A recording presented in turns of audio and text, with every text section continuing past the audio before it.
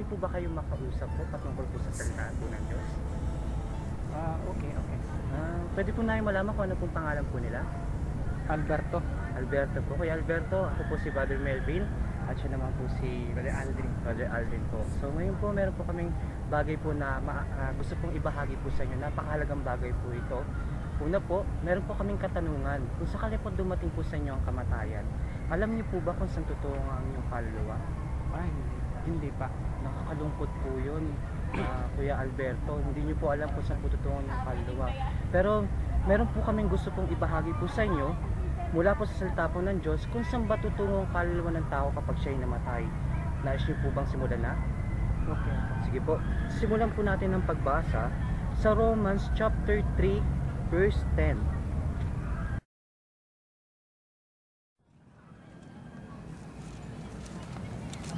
At ito pong sinasaad, nais ko pong tingnan po ninyo sabay ng aking pagbasa. As it is written, there is none righteous, no not one. Sabi po sa wikang Tagalog, ayon sa sinabi ng salita ng Diyos, walang matuwid, wala kahit isa. Sa paningin sa inyo pong palagay, Kuya Alberto, ano po bang kahulugan po nito?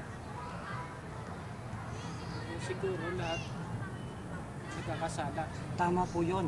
Lahat ng tao ay nagkakasala. Sa makatuwid, lahat ng tao ay makasalanan. Pag sinabi po bang lahat, Kuya Alberto, ay meron po bang hindi kasali? Wala. Ibig sabihin, ako at ikaw ay makasalanan sa harapan ng Diyos. At meron pa pong sinaad po dito sa versikulo 23. Sabi po dito, for all have sinned and come short of the glory of God. Sa wikang Tagalog po niya, ang sabi po, ang lahat ay nagkasala. So pinapatunayan po ng salita ng Diyos na lahat ng tao ay makasalanan. At dahil nga po dito, meron pong magaganap sa tao na makasalanan. At ano po ito? Sabi po ito, come short of the glory of God. Ibig sabihin po lang nito, kung bubuuin po natin yung talata, ang lahat ay nagkasala at hindi nakaabot sa kaluwalhatian ng Diyos. Alam po natin kung nasan po ang Diyos, Kuya Alberto. Alam niyo po ba kung nasan ang Diyos? Hindi po natin nakikita, pero alam natin lahat na ang Diyos ay nasa langit. Kung ang Diyos ay nasa langit at dahil tayo ay nagkasala at sabi hindi tayo nakaabot doon sa makatuwid, Kuya Alberto, ikaw, ako, dahil sa kasalanan, tayo ay tutungo sa impyerno. Dalawang lugar lamang po ang maaaring tunguhin ng kaluluwa ng tao kapag siya'y namatay. Langit at impyerno. Kung ang tao ay mamamatay nang wala pang pagkakilala sa Panginoong Jesucristo, siya ay tutungo doon sa impyerno dahil sa kasalanan niya. Subalit meron pong magandang balita po ang salita po ng Diyos, ang Diyos po sa atin. Sabi po sa Romans chapter 6, verse 23, ito pa pong sinaad, ang kabayaran ng kasalanan ay kamatayan. Siya nga po, kaya po mamamatay ang tao dahil ito po yung kabayaran natin sa ating kasalanan. Subalit sa Biblia, meron pong dalawang uri ng kamatayan na tinutukoy po, Kuya Alberto. Ang alam lang natin, kamatayang pisikal lamang. Subalit ang Biblia ay nagtuturo din ng kamatayang espiritual. Para lang po malaman po ninyo, Kuya Alberto, kung ano pong ibig sabihin po nitong kamatayang espiritual, ang ibig pong sabihin nito, ang tao, matapos niyang mamatay pisikal, siya po ay may hiwalay sa Diyos, magpahawalang hanggan. At ang kanyang kaluluwa ay doon tutungo sa impyerno. Pero napakabuti po ng Diyos, Kuya Alberto, dahil hindi lamang po nagtatapos doon ang bersikulo. At ang sabi pa po dito, but the gift of God is eternal life through Jesus Christ our Lord. Sa wikang Tagalog, ibig po sabihin po nito, subalit ang kaloob ng Diyos ay buhay na walang hanggan sa pamamagitan ng Panginoong Jesucristo. Kilala niyo na po ba ang Panginoong Jesucristo, Kuya Alberto? Maari po, kilala niyo lang po siya dahil naririnig niyo po siya, di ba po, yung pangalan po ng Panginoong Jesucristo. Pero ang nais ko pong malaman po ninyo, yung nakilala niyo na po ba siya ng personal sa buhay po ninyo? Hindi pa po. Ngayon po, ito po yung magandang balita po, Kuya Alberto.